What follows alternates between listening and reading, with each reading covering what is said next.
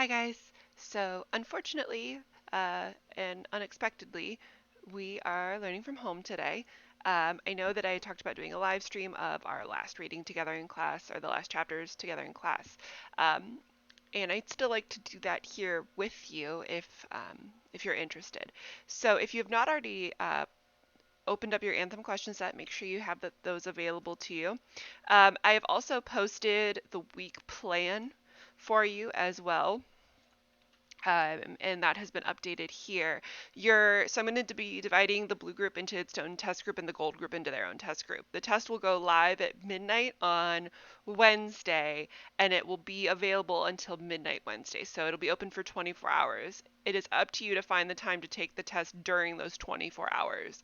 Um, and what you're going to do is you're actually going to write your essay as a Google document. You are also welcome to handwrite it and then take a picture of it and upload it as well, whichever one you're the most comfortable with. It does basically mean that you are going to be allowed to utilize your books if you'd like, but please do not utilize the internet in any way. I ultimately can't hold you accountable to that, but I would like to think that you would have a sense of integrity and not use the internet.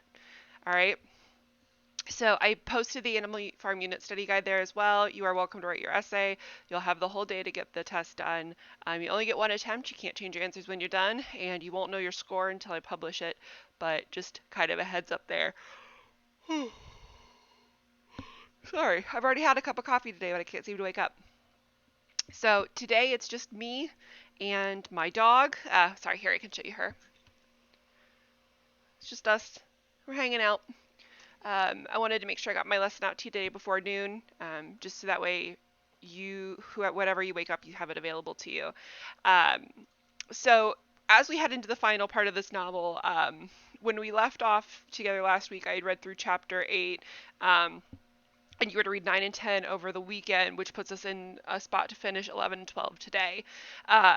So Equality ran away. He had a light bulb that he created, and it was meant to symbolize the concept of an idea. He takes his idea, his light bulb, to the Council of Scholars.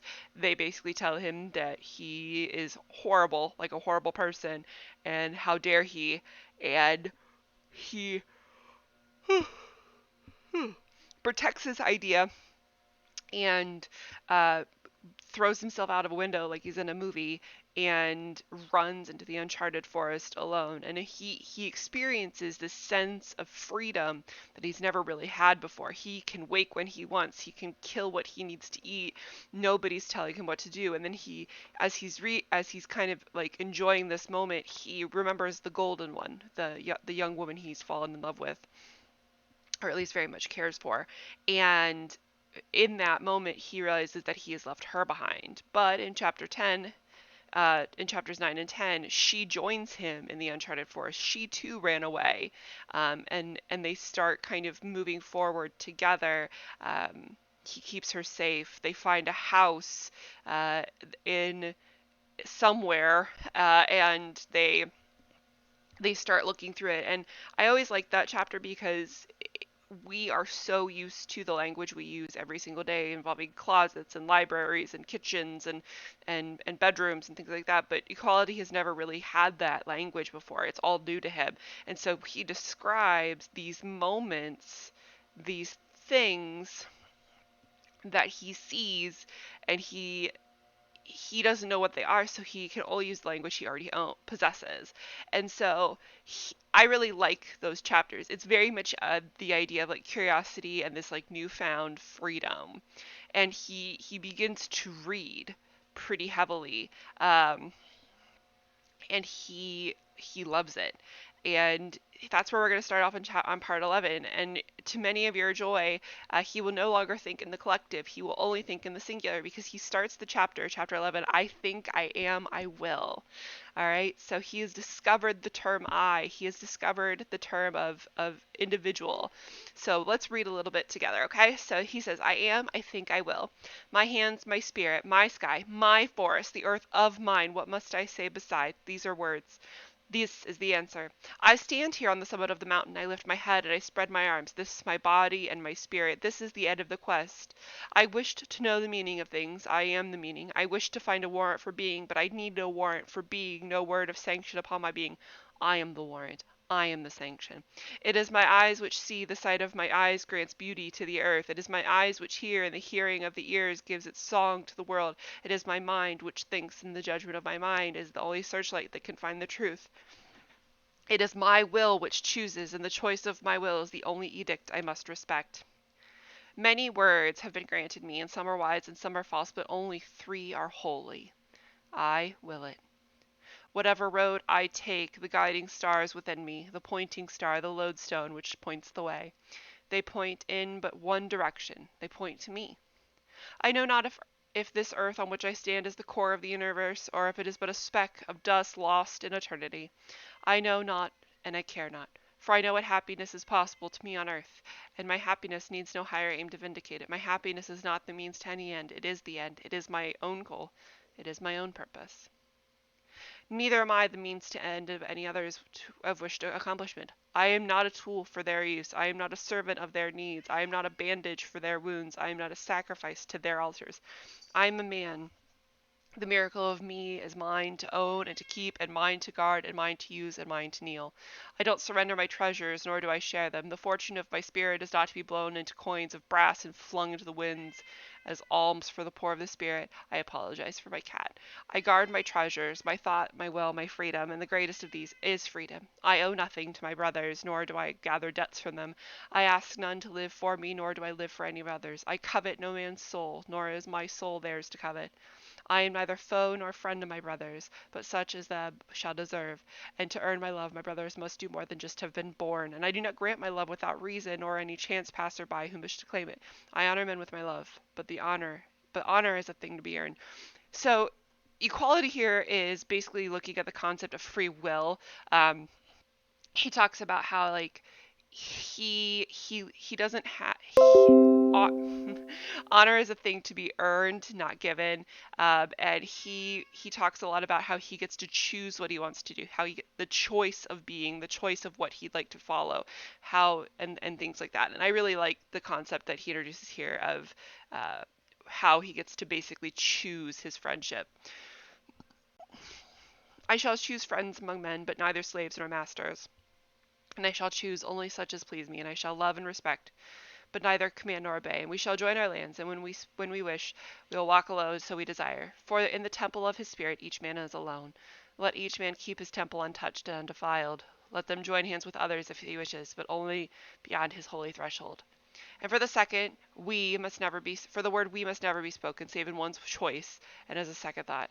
This word must never be placed first within a man's soul, else it becomes a monster, and the root of all evils on earth. The root of man's torture by men is unspeakable lie.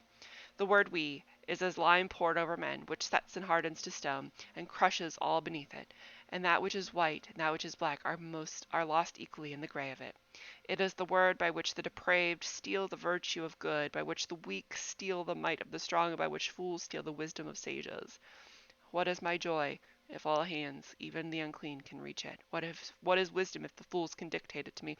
What is freedom if all creatures, even the botched and the impotent, are my masters? What is my life if I am but to bow, to agree, and obey? But I am done with this creative corruption. I am done with the monster of we, the word of serfdom, of plunder and misery. And now I see the face of God, and I raise this God over the earth, this God whom men have sought since men became in being, this God who will grant them joy, this God, this one word, I. All right. Um, so his biggest freedom here is free will. He can choose his friends. He can choose who he loves. He can choose how he spends his time. And that's ultimately the biggest freedom he gets to enjoy.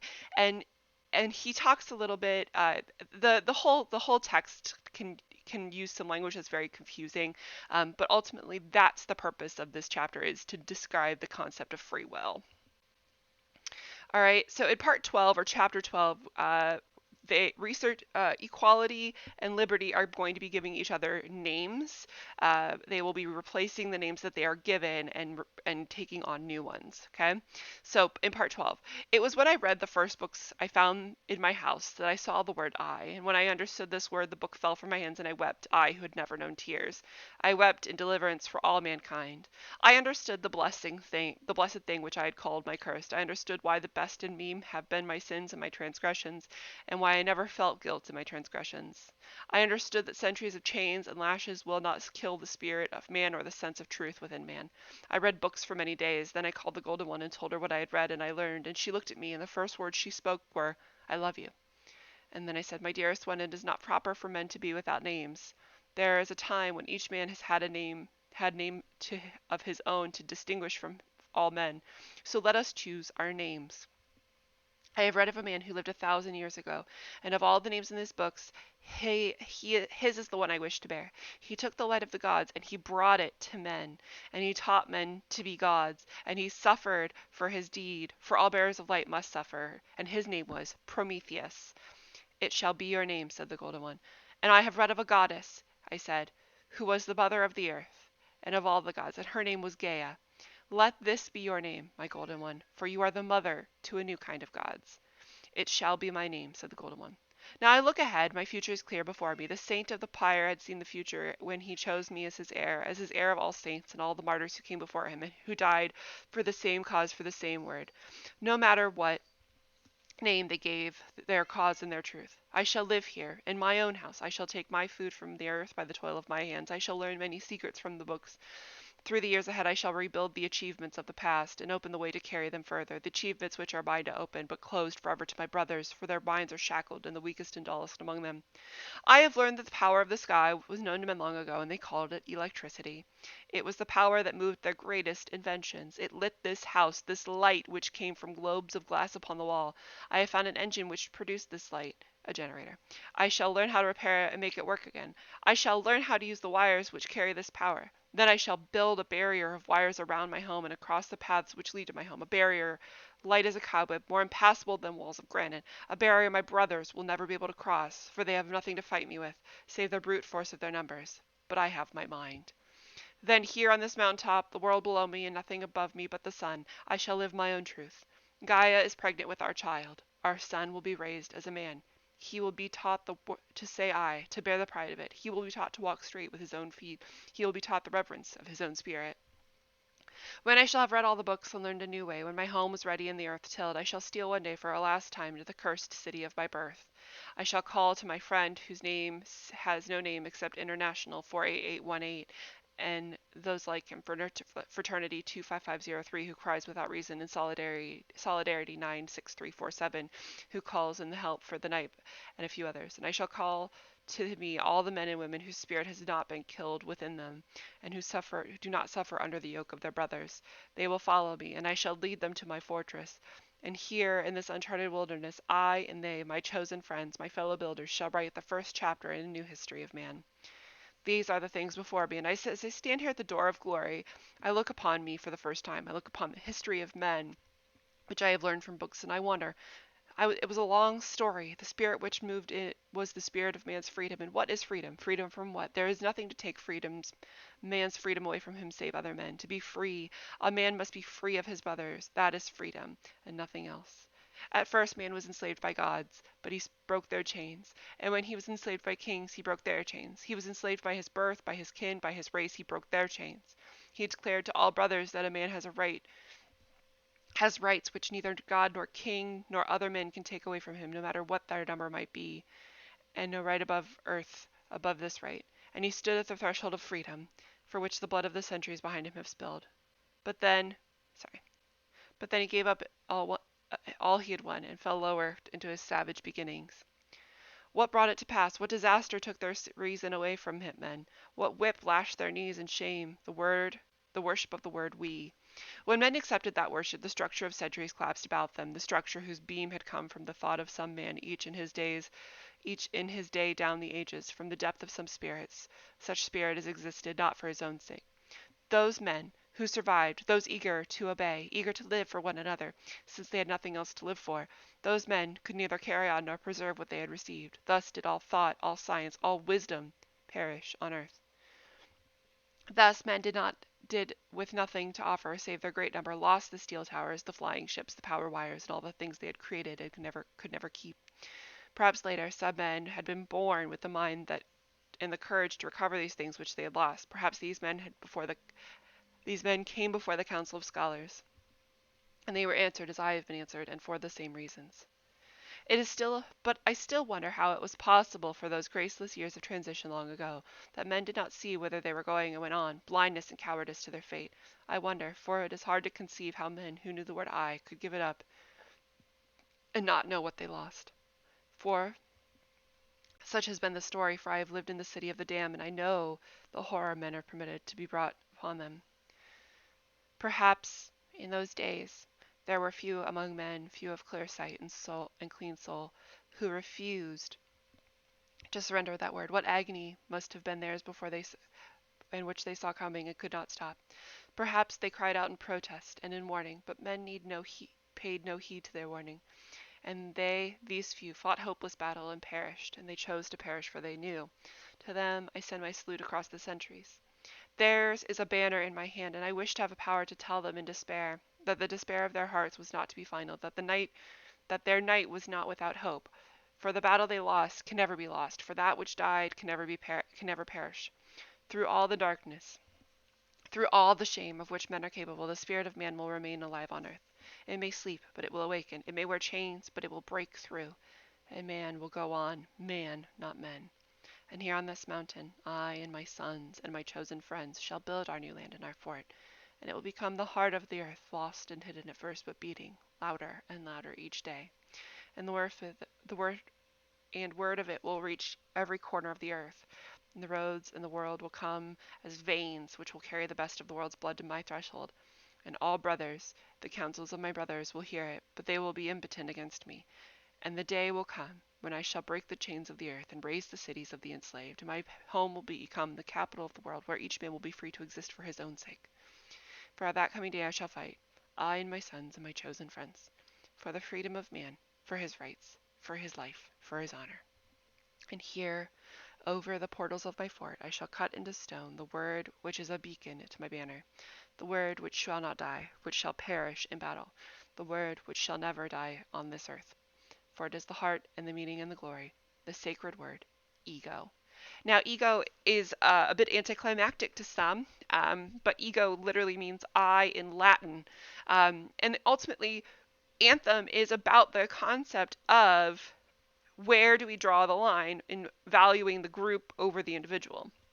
And Ayn Rand, this is considered kind of her starter novel. She wrote two others that are very well known, both Atlas Shrugged and The Fountainhead, if you're ever interested in reading anything else by her. And this is literally the book that introduces the concept for those novels.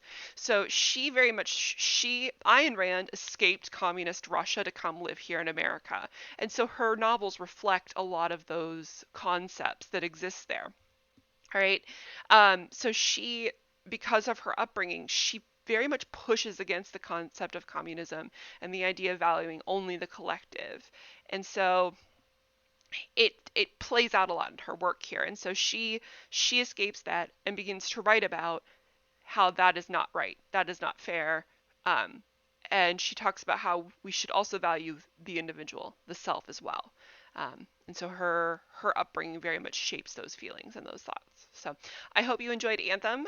We're going to talk a little bit more about it tomorrow. I hope to see you all tomorrow anyways. And have a wonderful, wonderful day. Bye-bye.